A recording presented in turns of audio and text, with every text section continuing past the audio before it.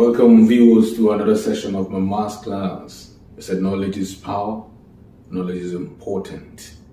As the society that we are living in today continue to develop and to grow with a lot of complexity, so it is important that we acquire knowledge that is needed to be able to navigate across difficulties and challenges that we will encounter eventually.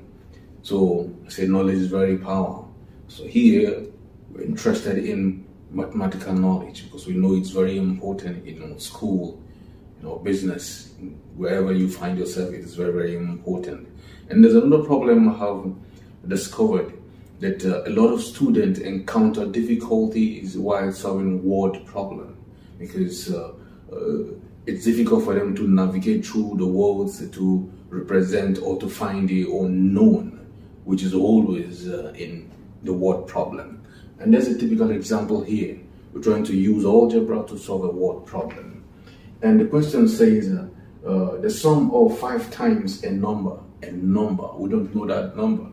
They said just 5 times 5 multiplied by a number which is not known. So that number is not known. So now you can use any unknown variable, either x, a, or n or z, to represent that unknown number, because that is what you're looking for.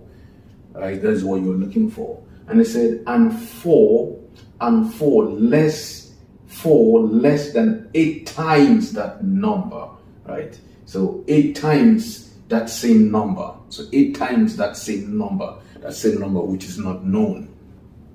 That same number which is not known. And the sum of whole is what is 87. So now let's use a to represent that unknown number. Let's use a to represent on that unknown number. So we can say unknown is equals to a. And here the first here said 5 times a number. So 5 multiplied by a, 5 times a number, right? 5 times a number. And it said 4 less than 8 times that same number that is unknown to us. That is unknown to us. So we can say 8 times also a, because a is unknown. We say less than what? 4 is equals to 87. Is equal to 87. Good. So 5 multiplied by a, we have 5a, plus 8 multiplied by a, we have 8a. Then we subtract 4 and say equals to what?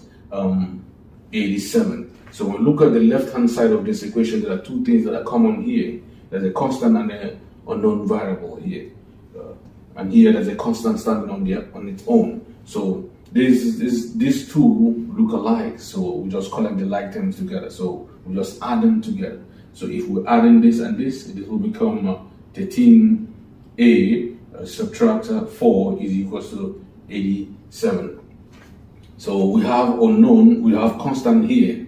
So which means that to move this constant to cross inequality sign, the sign or the charge that is attracted to this constant will change. So if any number jumps or crosses an inequality sign, the sign or the charge it carries will change. So here the sign here is -4. So since here is -4, we can add +4 on both sides of this equation. So we can add +4 on both sides of this, +4 on both sides of this equation. So if we add +4, that will become 13a, and -4 plus 4 is 0.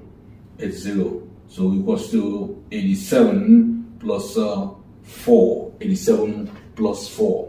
Good. So 87 plus 4. So we just add this together. That will become 91. That will become 91. And here we have 13a. And what we're looking for here is this a, which is the unknown.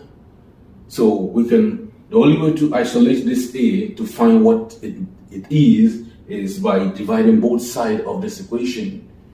Both sides of this equation with 13. So if we're dividing both sides of this equation with 13 here, So 13 cancel 13. So we have selected this A here. So we have A is equals to 91 divided by 13. So that would give us 7. So that will give us 7. That will give us 7. So let's see if we let's use this 7 to multiply. Let's use this 7 to just put in this problem to see whether it will equal 87. Whether it will equal to 87. So here, let's say we have 5 multiplied by 7. 5 multiplied by 7. That will give us 35. And we have 8 multiplied by 7, that will give us what, 56. That will give us 56. That will give us 56. So at this here it's 11. So we'll put 1 here. We'll put 1 here. That's 91. That's 91, right? That's 91. So 91. So we're asked to less 4. So subtract 4. So if we subtract 4, automatically we have what? 87. 87. So we're able to prove